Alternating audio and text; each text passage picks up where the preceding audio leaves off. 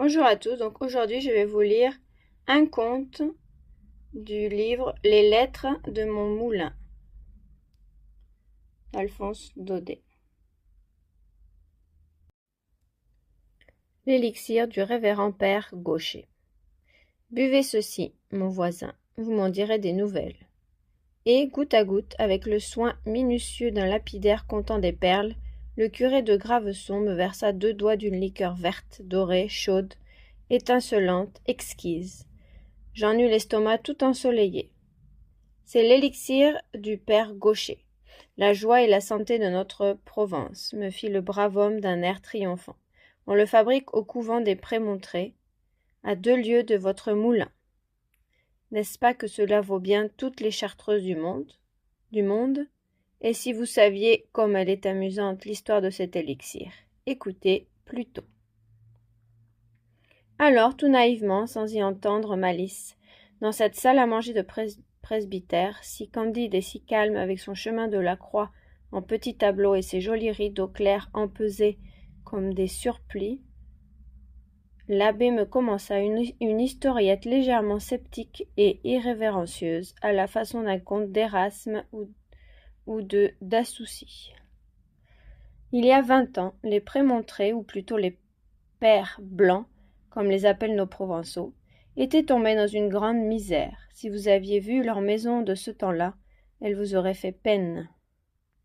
Le grand mur, la tour Pacôme, s'en allait en morceaux. Tout autour du cloître, rempli d'herbe, les colonnettes se fendaient, les saints de pierre croulaient dans leurs niches. Pas un vitrail debout, pas une porte qui tint. Dans les préaux, dans les chapelles, le vent du Rhône soufflait comme en Camargue, éteignant les cierges, cassant le plomb des vitrages, chassant l'eau des bénitiers. Mais le plus triste de tout, c'était le clocher du couvent, silencieux comme un pigeonnier vide, et les pères, faute d'argent pour s'acheter une cloche, obligés de sonner matine avec des cliquettes de bois d'amandier. Pauvres pères blancs, je les vois encore, à la procession de la Fête-Dieu, défilant tristement dans leurs capes rapiécées, pâles, maigres, nourris de citres et de pastèques, et derrière eux monseigneur l'abbé, qui venait la tête basse, tout honteux de montrer au soleil sa crosse dédorée et sa mitre de laine blanche mangée des vers. Les dames de la confrérie en pleuraient de pitié dans les rangs, et les gros porte-bannières ricanaient entre eux tout bas en se montrant les pauvres moines. Les étourneaux sont maigres quand ils vont en troupe. Le fait est que les infortunés pères blancs en étaient arrivés eux-mêmes à se demander s'ils ne feraient pas mieux de prendre leur vol à travers le monde et de chercher pâture chacun de son côté. Or, un jour que cette grave question se débattait dans le chapitre, on vint annoncer au prieur que le frère Gaucher demandait à être entendu au conseil. Vous saurez pour votre gouverne que ce frère Gaucher était le bouvier du couvent, c'est-à-dire qu'il passait ses journées à rouler d'arcade en arcade dans le cloître en poussant devant lui 2 vaches étiques qui cherchaient l'herbe aux fentes des pavés. Nourri jusqu'à 12 ans par une vieille folle du pays des Baux, qu'on appelait tante Bégon, recueilli chez les moines, le malheureux bouvier n'avait jamais pu rien apprendre qu'à conduire ses bêtes, et à réciter son Pater Noster, encore le disait-il en provençal, car il avait la cervelle dure et l'esprit comme une dague de plomb. Fervent chrétien du reste, quoiqu'un peu visionnaire, à l'aise sous le cilice et se donnant la discipline avec une conviction robuste et des bras, quand on le vit entrer dans la salle du chapitre, simple et balourd, saluant l'assemblée la jambe en arrière, prieur, chanoine, argentier, tout le monde se mit à rire. C'était toujours l'effet que produisait, quand elle arrivait quelque part, cette bonne face grisonnante, avec sa barbe de chèvre et ses yeux un peu fous. Aussi le frère Gaucher ne s'en émut pas. Mais révérend, fit-il d'un ton bonasse en tortillant son chapelet de noyaux d'olive, on a bien raison de dire que ce sont les tonneaux vides qui chantent le mieux. Figurez-vous qu'à force de creuser ma pauvre tête déjà si creuse, je crois que j'ai trouvé le moyen de nous tirer tous de peine. Voici comment. Vous savez bien, tante Bégon, cette brave femme qui me gardait quand j'étais petit. Dieu ait son âme, la vieille coquine, elle chantait de bien vilaines chansons après boire. Je vous dirai donc, mes révérends pères, que tante Bégon de son vivant se connaissait aux herbes de montagne autant et mieux qu'un vieux merle de Corse. Voire elle avait composé sur la fin de ses jours un élixir incomparable en mélangeant 5 ou 6 espèces de simples que nous allions cueillir ensemble dans les Alpilles. Il y a belles années de cela, mais je pense qu'avec l'aide de saint Augustin et la permission de notre père abbé, je pourrais, en cherchant bien, retrouver la composition de ce mystérieux élixir. Nous n'aurions plus alors qu'à le mettre en bouteille et à le vendre un peu cher, ce qui permettrait à la communauté de s'enrichir doucettement, comme on fait nos frères de la Trappe et de la Grande. Il n'eut pas le temps de finir, le prieur s'était levé pour lui sauter au cou. Les chanoines lui prenaient les mains. L'argentier, encore plus ému que tous les autres, lui baisait avec respect le bord tout effrangé de sa cucule. Puis chacun revint à sa chaire pour délibérer, et séance tenante, le chapitre décida qu'on confierait les vaches au frère Tracibule pour que le frère Gaucher pût se donner tout entier à la confection de son élixir. Comment le bon frère parvint-il à retrouver la recette de tante Bégon? Au prix de quels efforts? Au prix de quelles veilles? L'histoire ne le dit pas. Seulement, ce qui est sûr, c'est qu'au bout de 6 mois, l'élixir des pères blancs était déjà très populaire. Dans tout le comtat, dans tout le pays d'Arles, pas un mât, pas une grange qui n'eût au fond de sa dépense, entre les bouteilles de vin cuit et les jarres d'olive à la picholine, un petit flacon de terre brune cacheté aux armes de Provence, avec un moine en extase sur une étiquette d'argent. Grâce à la vogue de son élixir, la maison des Prémontrés s'enrichit très rapidement. On releva la tour Pacôme. Le prieur eut une mitre neuve, l'église de jolis vitraux ouvragés, et, dans la fine dentelle du clocher, toute une compagnie de cloches et de clochettes vint s'abattre, un beau matin de Pâques, tintant et carillonnant à la grande volée. Quant au frère Gaucher, ce pauvre frère laid, dont les rusticités égayaient tant le chapitre, il n'en fut plus question dans le couvent. On ne connut plus désormais que le révérend père Gaucher, homme de tête et de grand savoir, qui vivait complètement isolé des occupations si menues et si multiples du cloître, et s'enfermait tout le jour dans sa distillerie, pendant que 30 moines battaient la montagne pour lui chercher des herbes odorantes. Cette distillerie où personne, pas même le prieur, n'avait le droit de pénétrer, était une ancienne chapelle abandonnée, tout au bout du jardin des chanoines. La simplicité des bons pères en avait fait quelque chose de mystérieux et de formidable. Et si, par aventure, un moinillon hardi et curieux, s'accrochant aux vignes grimpantes, arrivait jusqu'à la rosace du portail, il en dégringolait bien vite, effaré d'avoir vu le père Gaucher, avec sa barbe de nécromone, penché sur ses fourneaux, le pèse-liqueur à la main, puis tout autour, des cornues de grès rose, des alambics gigantesques, des serpentins de cristal, tout un encombrement bizarre qui flamboyait ensorcelé dans la lueur rouge des vitraux. Au jour tombant, quand sonnait le dernier Angélus, la porte de ce lieu de mystère s'ouvrait discrètement et le révérend se rendait à l'église pour l'office du soir. Il fallait voir quel accueil quand il traversait le monastère. Les frères faisaient la haie sur son passage. On disait « Chut, il a le secret ». L'argentier le suivait et lui parlait la tête basse. Au milieu de ses adulations, le père s'en allait en s'épongeant le front, son tricorne au large bord posé en arrière comme une auréole, regardant autour de lui d'un air de complaisance les grandes cours plantées d'orangers, les toits bleus où tournaient des girouettes neuves, et, dans le cloître éclatant de blancheur, entre les colonnettes élégantes et fleuries, les chanoines habillés de frais, qui défilaient 2 par 2, avec des mines reposées. C'est à moi qu'ils doivent tout cela, se disait le révérend en lui-même. Et chaque fois cette pensée lui faisait monter des bouffées d'orgueil. Le pauvre homme en fut bien puni, vous allez voir. Figurez-vous qu'un soir, pendant l'office, il arriva à l'église dans une agitation extraordinaire, rouge, essoufflé, le capuchon de travers, et si troublé qu'en prenant de l'eau bénite, il y trempa ses manches jusqu'au coude. On crut d'abord que c'était l'émotion d'arriver en retard. Mais quand on le vit faire de grandes révérences à l'orgue et aux tribunes au lieu de saluer le maître-autel, traverser l'église en coup de vent, errer dans le chœur pendant 5 minutes pour chercher sa stalle, puis, une fois assis, s'incliner de droite et de gauche en souriant d'un air béat, un murmure d'étonnement courut dans les 3 nefs. On chuchotait de bréviaire à bréviaire. Qu'a donc notre père Gaucher? Qu'a donc notre père Gaucher? Par deux fois le prieur, impatienté, fit tomber sa crosse sur les dalles pour commander le silence. Là-bas, au fond du cœur, les psaumes allaient toujours, mais les répons manquaient d'entrain.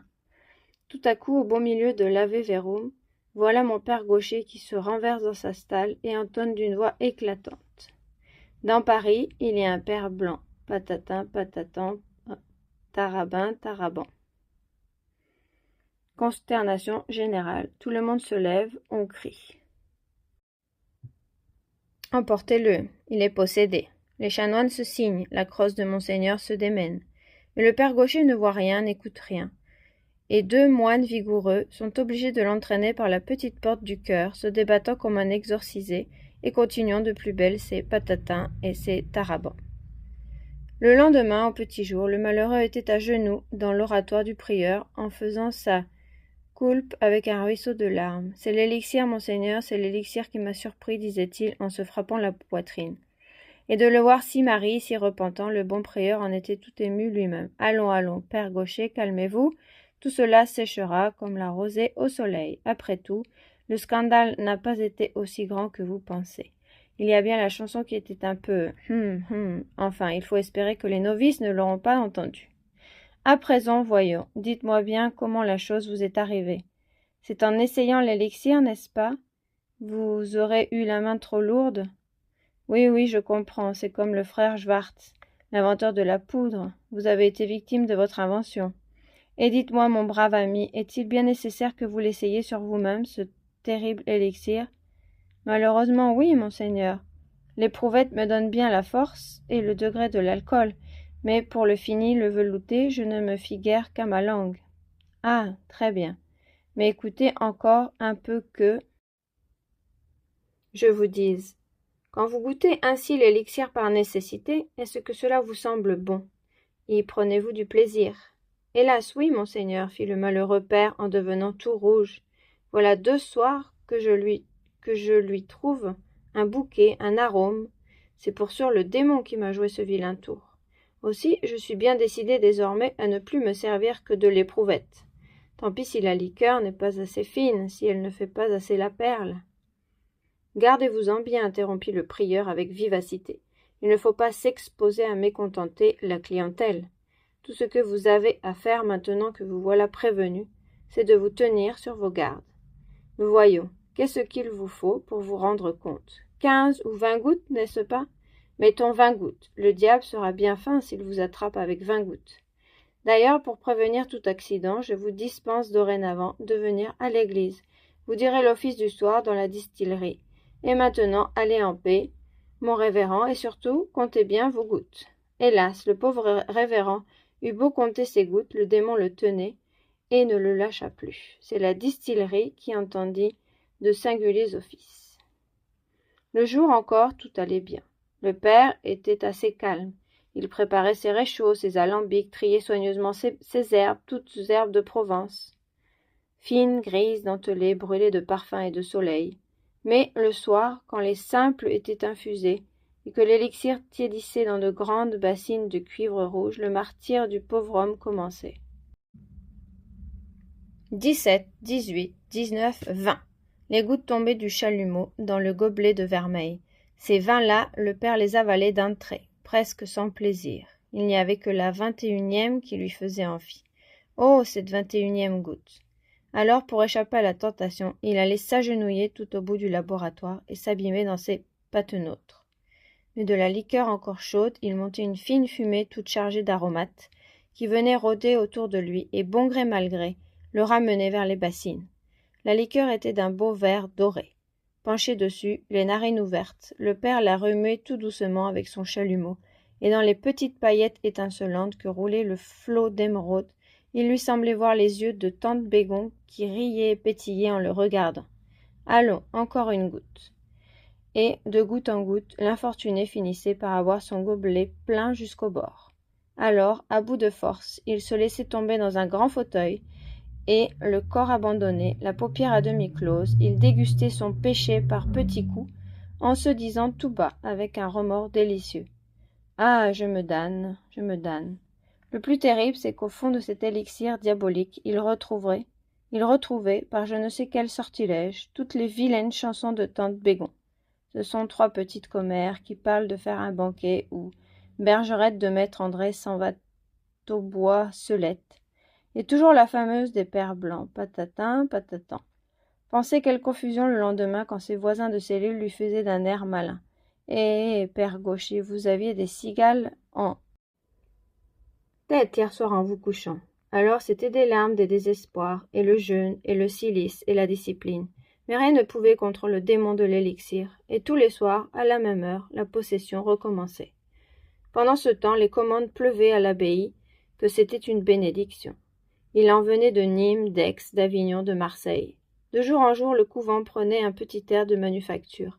Il y avait des frères emballeurs, des frères étiqueteurs, d'autres pour les écritures, d'autres pour le camionnage. Le service de Dieu y perdait bien, par-ci, par-là, quelques coups de cloche.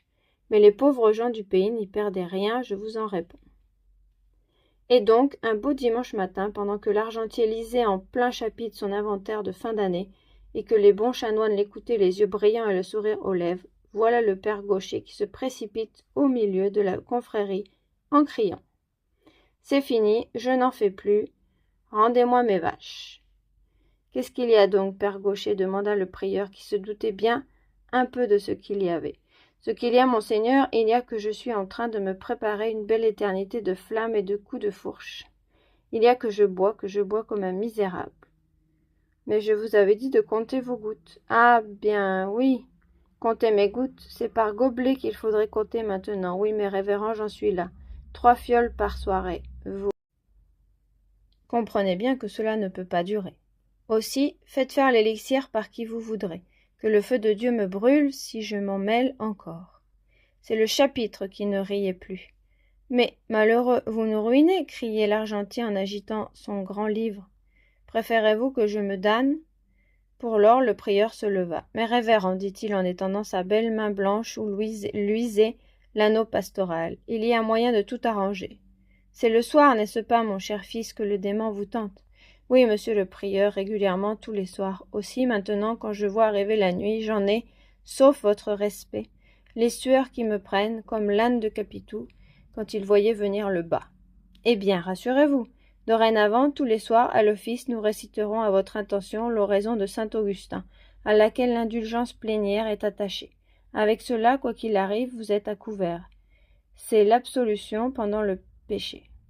Oh bien, alors merci, monsieur le prieur. Et sans en demander davantage, le père Gaucher retourna à ses alambics, aussi légers qu'une alouette. Effectivement, à partir de ce moment-là, tous les soirs, à la fin des complis, l'officiant ne manquait jamais de dire « Prions pour notre pauvre père Gaucher, qui sacrifie son âme aux intérêts de la communauté, Oremus Domine. » Et pendant que sur toutes ces capuches blanches prosternées dans l'ombre des nefs, l'oraison courait en frémissant comme une petite bille sur la neige, là-bas, tout en haut du couvent, derrière le vitrage enflammé de la distillerie, on entendait le père Gaucher qui chantait à tue-tête. Dans Paris, il y a un père blanc, patatin, patatan, taraban, tarabin. Dans Paris, il y a un père blanc qui fait danser des moinettes, trin, trin, train, dans un jardin qui fait danser des... Ici, le bon curé s'arrêta, plein d'épouvante. Miséricorde, si mes paroissiens m'entendaient.